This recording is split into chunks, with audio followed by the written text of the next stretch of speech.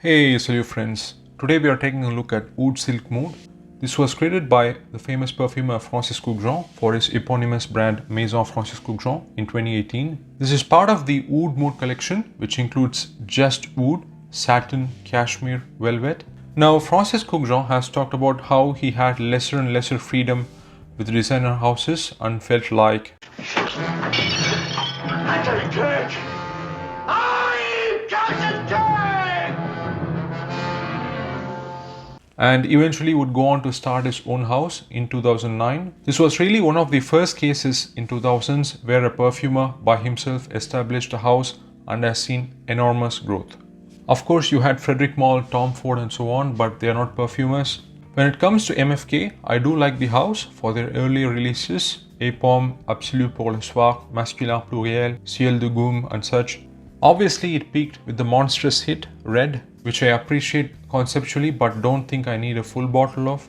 Lately though, it has been going in this boring, fresh, musky cologne route and even remaking scents, extra versions, other beauty products to the point of redundancy. The Aqua, Gentle Fluidity, Rose, Ameris collections, 724 and such are nice, well made, but just not that exciting. In fact, very underwhelming I think. Not sure if it is a conscious business decision, but I have not been excited by a release in the last 5 years or so, which kind of applies to Francis Kurkdjian himself. He is obviously an extremely talented perfumer.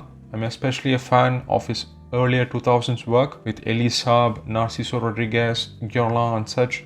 He has talked about how storytelling and emotions come first with his creations, but I think he has become this popular star perfumer, celebrity kind of figure that he has put himself inside this box and can't take risks anymore. Like we would see in movies or music where an actor or a director will keep doing the same thing or same tunes repeatedly to keep his appeal. He has talked about his frustration before starting MFK. I would say my ideal work would have to be at like an in-house perfumer at Chanel or in-house perfumer at Hermes or at Guerlain, but that position never came to me. Now he has become the in-house perfumer at Dior, who themselves have been going through this business market segmentation approach. We shall see what happens. Now coming to this Oud Mood collection, cashmere and velvet have been discontinued. The original oud, this and satin with their extra versions are the ones left. Satin Mood is the most popular one, almost as popular as the red, but it's just too candy sweet, punchy and synthetic, not for me. Which brings us to this. So what's going on here? This one opens with some bergamot, very short-lived and disappears in like a minute. Right after that I get this gust of Hidione, which is an aroma compound similar to jasmine, used in the likes of Eau Sauvage. Here there is a huge dose of it, smells very clean, floral, fruity, and has this metallic green-grey vibe to it. Does not smell endolic or straight up like jasmine, but definitely has this floral quality to it. In the next few minutes, it kind of rolls back and the rosewood combo comes into focus. Yes, it is yet another Western rosewood, but done in the Kurkdjian style. Right away, I was reminded of the base of the original oud, just not as dense and dark. The oud in here at the start is quite pleasant. There is this luminosity with some clean, rich quality to it, but at the same time, it is quite medicinal. A touch of sweetness, not too much, almost a stone throw away to the point of smelling like a disinfected hospital ward or a pharmacy or a box of dry pills. Francis is very good at creating this kind of equilibrium and it is very evident here. Nothing animalic, resinous, smoky or challenging, just very clean and smooth. Just a little something dirty floral about it with the combination of that Hidione that keeps things interesting. There is also a prominent rose. This is Bulgarian rose, which is fresh, soft, light and dusky compared to the dense, spicy Turkish rose. Again, the Hidione in here really helps to bridge it with the wood in this streamlined fashion. The rose in here is very fluid and plush. Nothing metallic, jammy or overly sweet or pink. Almost like an impression of a white rose. Not a lot of rough textures in this fragrance, just really polished. The scent itself with those Kurkdjian musks definitely has that unblemished quality and cleanliness to it. Does not go through a lot of transitions either. What you smell in the mid is pretty much what you get till the end of the wearing. Now MFK claims to use oud from Laos in this fragrance, But is it for real and how much of it is in the formula? That only Francis knows. As usual, I think it is a combination of a little amount of natural oud accentuated by aroma chemicals, especially considering the price, which is still not cheap. At least they don't have a fragrance with real wood which goes for 1,000 euros. But aside from all that, ultimately, does it smell good for someone open to Western wood? For me, yes. If the scent had stopped here, I think I would have not been taken with it. I mean, it would have been another rosewood, which is what I felt with the original wood, though it was well made.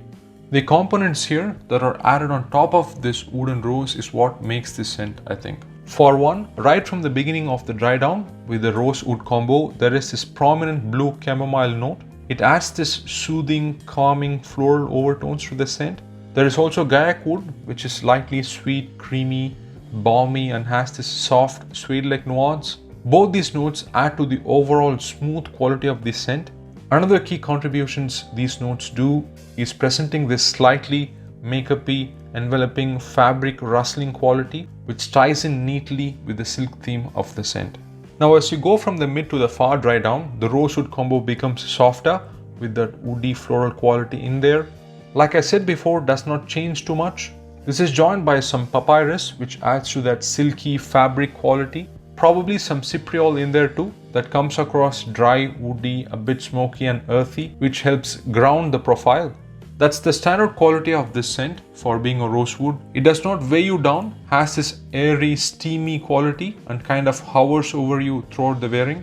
Also due to the fact that it does not have any heavy notes like patchouli, labdanum, amber or leather in the base. Now in the dry down, this smooth, floral, woody, slightly sweet scent is joined by huge musks. Francis is the musk master after all. And this musky, woody scent is what is left at the end. Now the performance is very good, lasts for 9 to 10 hours on my skin. Very good projection for the first 3 hours or so. Those musks and hedione really push the scent and then starts to get closer, can still pick it up throughout the day. Finally a skin scent after 10 hours, which lasts till the night basically. Though it is a big performer, still very elegant and not beastly or vulgar. There is also the extra version, which is even more dense and rich and decadent. The wood in there has a slight animalic tinge to it, but overall, when it comes to fully honoring the silky fabric theme, I prefer this, especially for the price, which is not cheap. Unisex, fall and winter, evening special occasions kind of a scent for me. Overall, I'm really taken with this scent, which is not that often with rose woods. This breezy, shimmering grey radiance in here is very well done. No rough edges. Has this silvery, slightly metallic sheen and comforting quality to it. Also a romantic play of light and shade in there. Almost like silk slipping over skin. It comes across like these beaming, luminous, greyish, smooth curves. No disruption or heavy textures like I said. Almost like you ring a bell once and you get this long, continuous chime.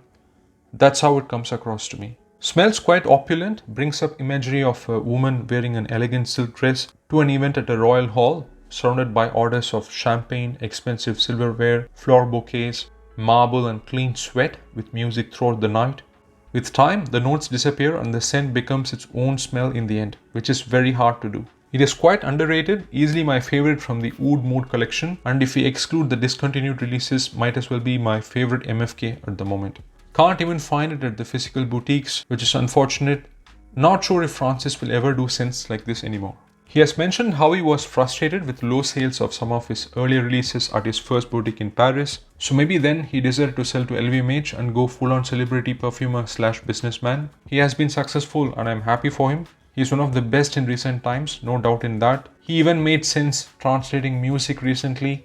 I would love to smell what is in those samples because that passion just does not come through in his recent wider releases. But there is still a lot of time. He kind of seemed to have taken a break during the last few years putting out the simple releases, and now he is also in-house perfumer at Dior. We shall wait and see what his legacy will be. So that has been my review of Oud Silk Mood. Thanks for watching, take care and ciao. Being able to offer a little dream from smelling scented soap bubbles to smelling a fine fragrance eau de toilette or eau de parfum. What is important is really what you buy. What you buy is not a bottle. What you buy is a fragrance, basically. It doesn't have to be necessarily expensive. It has to give you joy and opens you, it has to open you, I don't know, it has to give you a smile, I would say.